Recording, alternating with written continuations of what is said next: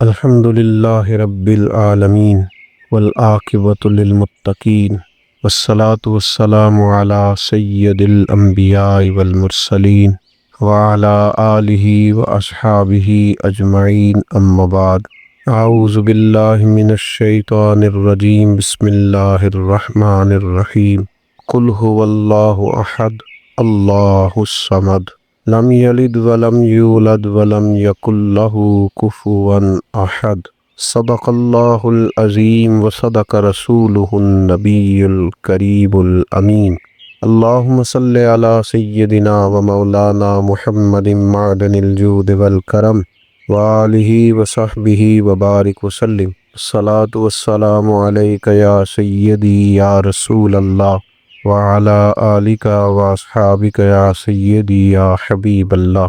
حمد و صلات کے بعد ماہ نور و سرور، ماہ رمضان المبارک کی بابرکت پرکیف خوبصورت گھڑیاں اللہ نے ایک دفعہ پھر امت مسلمہ کو نصیب کی ہیں۔ اللہ تعالیٰ اس ماہ مبارک کو عالم اسلام کے لیے باعث خیر و برکت اور اس کی رحمتوں کے صدقے اللہ تعالیٰ امت کو عروج اور باقپن عطا فرمائے۔ آج رمضان المبارک کی بابرکت گھڑیوں میں پہلی تربیتی نشست ہے۔ آج کی گفتگو میں عقیدہ توحید کے تعلق سے چند گزارشات آپ کی خدمت میں عرض کرنی ہے، اور میں نے یہ عرض کرنا ہے کہ عقیدہ توحید انسان کی زندگی پر کس طرح کے روحانی اثرات مرتب کرتا ہے۔ جس عقیدے کا انسان ہوتا ہے، جس نظریے کو وہ مانتا اور جانتا ہے، اس کے لازمی اثرات اس کی روحانی زندگی پر ہوتے ہیں۔ اسلامی عقائد میں سے بنیادی عقیدہ عقیدہ توحید ہے۔ اللہ تعالیٰ کی ذات اور صفات میں اسے یکتا اور تنہا ماننا، ذات و صفات میں کسی کو کبھی شریک نہ ٹھہرانا، یہ عقیدہ توحید ہے۔ اسی نظریے کی تبلیغ کے لیے اللہ تعالیٰ نے تمام انبیاء کرام علیہم السلام کو مبعوث فرمایا۔ یہی عقیدہ توحید ہے جو نبی کریم صلی اللہ تعالیٰ علیہ وسلم کی کامل غلامی سے بندہ مومن کو نصیب ہوتا ہے، اور پھر وہ انسان کی زندگی میں اور اس کی طبیعت میں انقلاب برپا کر دے۔ قرآن حکیم کی معروف، مختصر، جامع اور انتہائی بابرکت سورہ اخلاص عقیدہ توحید کو بیان کرتی ہے۔ اللہ کریم نے ارشاد فرمایا قل هو اللہ احد، تم فرماؤ وہ اللہ ہے اور وہ ایک ہے۔ اللہ الصمد، اللہ بے نیاز ہے۔ لم یلد ولم یولد، نہ اس کی کوئی اولاد ہے اور نہ وہ پیدا کیا گیا ہے۔ ولم یکن لہ کفوا احد، اور اس کا کوئی ہمسر نہیں، اس کا کوئی جوڑ نہیں۔ اللہ تبارک و تعالی وحدہ لا شریک ہے۔ اللہ تعالیٰ بے نیاز ہے، کھانے سے، پینے سے، تھکن سے، سونے سے، جاگنے سے، اونگ سے۔ اللہ بے نیاز ہے۔ اللہ تبارک و تعالی کی نہ کوئی اولاد ہے، نہ اس نے کسی کو جنا ہے، نہ وہ جنا گیا ہے، اور اس کا کوئی ہمسر نہیں۔ یہ مضبوط عقیدہ، کائنات کا خالق، مالک، رازق، عزتیں اور ذلتیں جس کی حکمت کا تقاضا ہے وہ اللہ تعالیٰ ہے۔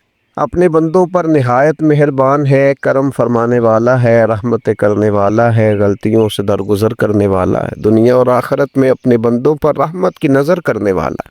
وہ کریم مالک جو دریاؤں میں مچھلیوں کو، جو بلوں میں چیونٹیوں کو، پتھروں میں کیڑوں کو، جو ہر کونے میں ہر مقام پہ بسنے والے انسانوں کو رزق عطا کرتا ہے۔ مالک حقیقی ہے، خالق حقیقی ہے، رازق حقیقی، رحمان ہے، رحیم ہے، کریم ہے، ستار ہے، غفار ہے۔ وہ اپنی شانوں، صفتوں، کمالات اور اسماء مبارکہ میں ہر لحاظ سے بلند و بالا ہے، یکتا و تنہا ہے، اور اتنا کریم ہے کہ جس طرح کا بندہ اس کے ساتھ گمان کرتا ہے، مالک اسی طرح کا اس کے ساتھ معاملہ فرما دیتا۔ مانگنے والوں کو رزق بھی دیتا ہے، عزت بھی دیتا ہے، صحت بھی دیتا ہے، اولاد بھی دیتا ہے، عمر بھی دیتا ہے، اور دیتا ہے تو بے حساب ہی دیتا، اور دیتا ہے تو پھر اتنا دیتا ہے، اتنا دیتا ہے، اتنا دیتا ہے کہ انسانیت لیتے لیتے تھک جاتی ہے، لیکن مالک کی عطائیں جاری رہتی۔ فرمایا بس ایک بات کا خیال رکھنا،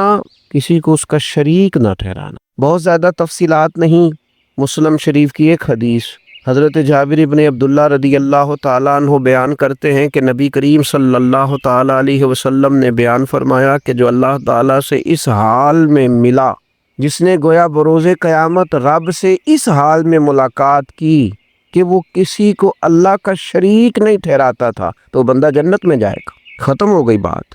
اور فرمایا جس نے اللہ سے اس حال میں ملاقات کی کہ معاذ اللہ وہ کسی کو اللہ کا شریک ٹھہراتا تھا، وہ بندہ دوزخ میں جائے گا۔ رسول رحمت صلی اللہ تعالی علیہ وسلم کی اس خوبصورت جامع اور معنویت سے بھرپور روایت نے عقیدہ توحید پورے کا پورا سمیٹ کے رکھ دی، اور اس کے جو نتائج ہیں اور اس کا جو لازمی اور آخری نتیجہ ہے وہ بھی بیان کر دیا کہ عقیدہ توحید و رسالت کا قائل جنتی ہے، اور اگر کسی مقام پر معاذ اللہ اللہ کی ذات و صفات میں کسی کو شریک سمجھتا ہے تو وہ جہنمی ہے۔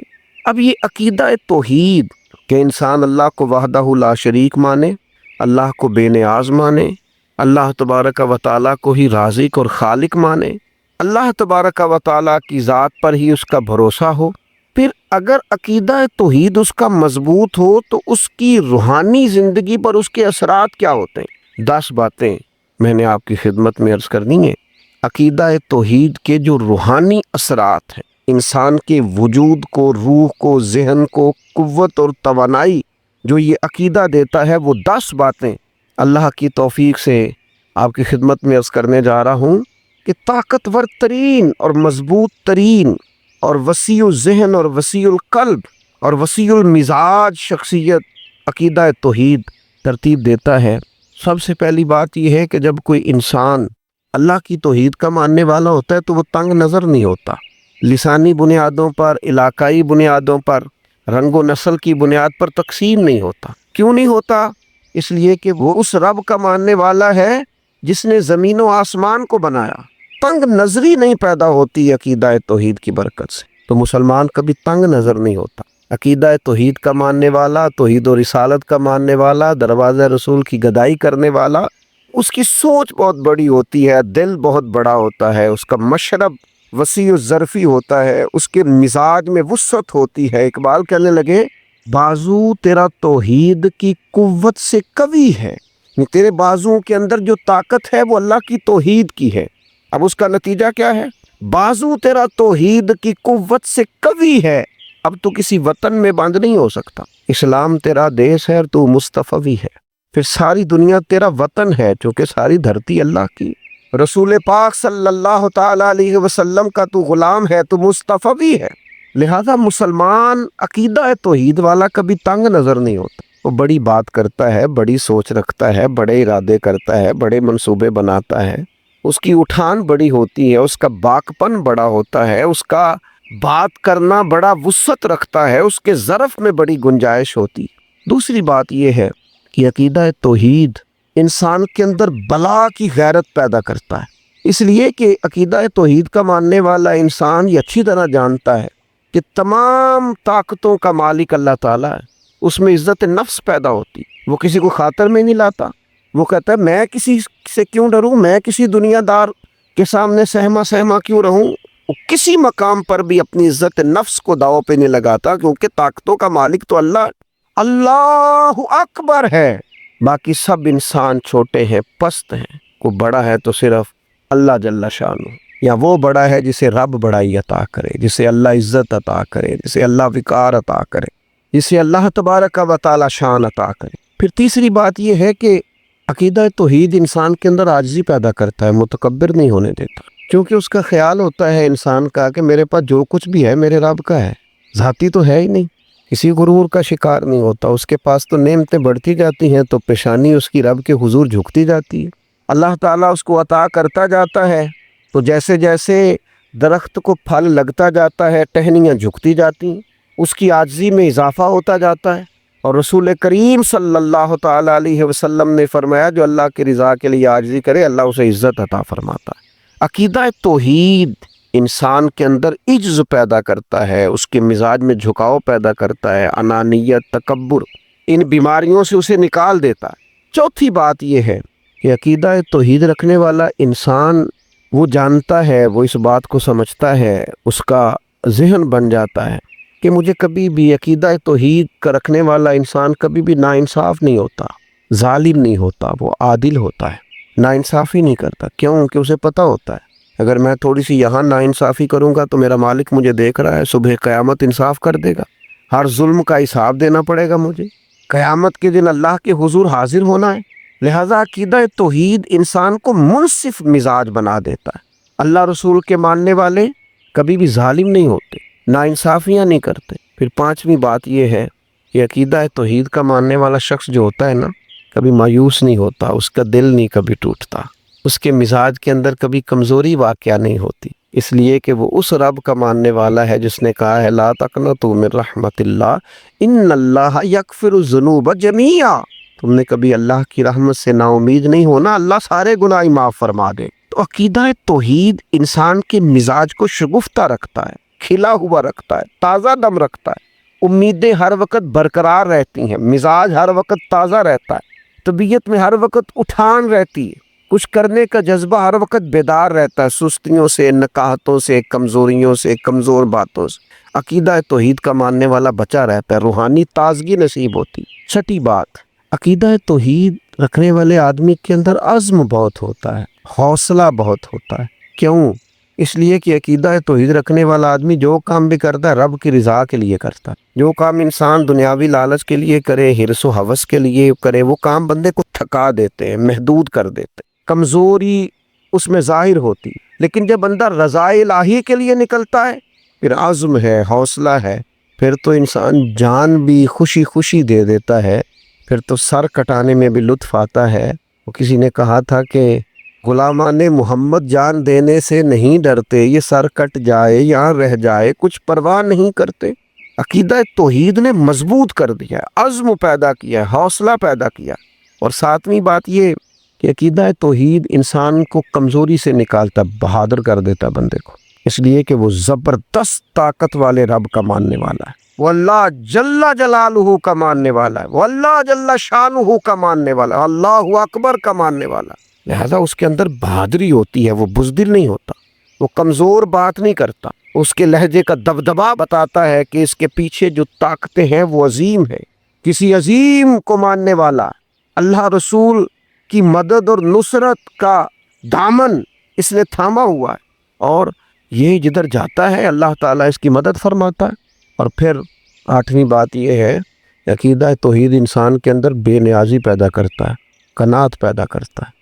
انسان سمجھتا ہے کہ عزت ہو، حکومت ہو، رزق ہو، یہ تو اللہ کے ہاتھ میں ہے، لہٰذا وہ بندوں کی، دنیا داروں کی، مالداروں کی، صاحب اقتدار لوگوں کی اتنی پرواہ نہیں کرتا۔ اسی کسی دے کچھ نہیں جلگ دے، نہ کوئی ساڈا دردی، وہ کہتا ہے سب تو اللہ نے دینا ہے، میں رب رسول کی بارگاہ کی طرف رجوع رکھوں گا، میں ادھر ادھر دنیا داروں کے دروازے پہ شان بے نیازی۔ اس لیے آپ کبھی دیکھیں اللہ کے بندوں کو، حضرت ابو عبیدہ بن جراح، جناب ابو ذر غفاری، سیدنا فاروق اعظم، حضرت مولا علی شیر خدا علیہ رضوان، کبھی ان کو دیکھیں، لباس سادہ، انداز سادہ، لیکن کیا شان ہے، کیا انداز ہے، اللہ تیرے بندوں کی کیا عظمت ہے۔ جہاں بیٹھتے ہیں رونقیں نرالی ہیں، جو ارادے کرتے ہیں ان ارادوں میں طاقتیں خدائی ہیں، بے نیازی ہے، بے پرواہ ہے دنیا سے، اپنے رستوں کا تعین خود کرتے ہیں، ہواؤں کے رخ پھیر دیتے ہیں۔ عقیدہ توحید نے بے نیاز کر دیا۔ اقبال کہنے لگے دو عالم سے کرتی ہے بیگانہ دل کو عجب چیز ہے لذت آشنائی۔ جب سے مالک تیرے ساتھ آشنا ہوئے ہم تو دنیا سے بے نیاز ہو گئے، بیگانہ ہو گئے۔ اور پھر نامی بات یہ ہے کہ عقیدہ توحید کا ماننے والا قانون کا پابند ہوتا ہے، اس لیے کہ اسے پتہ ہوتا ہے میرا اللہ ہر حال میں مجھے دیکھ رہا ہے، اسے پتہ ہوتا ہے اللہ ظاہر کو بھی دیکھتا ہے، باطن کو بھی دیکھتا ہے۔ لکھا ہوتا ہے نا کیمرے کی آنکھ آپ کو دیکھ رہی ہے، محتاط رہنا، تو جسے یہ یقین کامل ہو میرا رب مجھے دیکھ رہا ہے، کسی قانون کی خلاف ورزی نہیں کرتا، اپنی حرکات کو، سکنات کو، صبحوں کو، شاموں کو، جلوتوں کو، خلوتوں کو اللہ رسول کے قانون کا پابند رکھتا ہے، کیونکہ عقیدہ توحید کا ماننے والا ہے۔ اور 10ویں بات یہ کہ عقیدہ توحید انسان کے اندر قوت اور مساوات کو پیدا کرتا ہے۔ انسان سمجھتا ہے یہ ساری مخلوق اللہ کی پیدا کرتا ہے، وہ کسی کو حقیر نہیں جانتا، لوگوں سے پیار کرتا ہے، رب کی مخلوق اسے اچھی لگتی۔ الخلق وعیال اللہ، حضور نے فرمایا مخلوق اللہ کا کنبہ ہے۔ جب وہ عقیدہ توحید کا قائل ہوتا ہے پھر اللہ کی مخلوق سے پیار کرتا ہے، پھر مساوات کرتا ہے، پھر انسانوں کو حقیر نہیں جانتا، پھر وہ اللہ کے بندوں کو، مسلمانوں کو، رسول کریم کے غلاموں کو غلامی کی نسبت سے ساتھ بٹھا کر فخر محسوس کرتا ہے۔ کسی بھی مسلمان صحیح العقیدہ کو پاس بٹھا کے اسے گھٹن محسوس نہیں ہوتی۔ یہ 10 باتیں ایسی ہیں جو روح کو تازہ کر دیں، جو طبیعت میں ایک نورانیت پیدا کر دیں، جو مزاج کو شگفتہ کر دیں۔ یہ کب نصیب ہوتی ہیں؟ جب عقیدہ توحید ملتا ہے۔ 10 باتیں عرض کی ہیں، اللہ تعالیٰ مسلمانوں میں یہ پیدا کر دے، ہمارے دلوں کو ٹھنڈا کر دے۔ اور آپ یقین کریں اگر یہ 10 باتیں پیدا ہو جائیں تو انزائٹی بھی گئی، ڈپریشن بھی گیا، ٹینشن بھی گئی، اور یہ جو کہا جاتا ہے کہ فلاں میری بات نہیں سن رہا، فلاں میرا خیال نہیں رکھتا، ان ساری باتوں سے انسان گیا۔ جس کے پیچھے رب رسول ہوں اسے کسی اور کی حاجت رہ ہی نہیں جاتی۔ اللہ تبارک و تعالی عقیدہ توحید و رسالت کی مضبوطی عطا کرے۔ وما علینا الا البلاغ المبین۔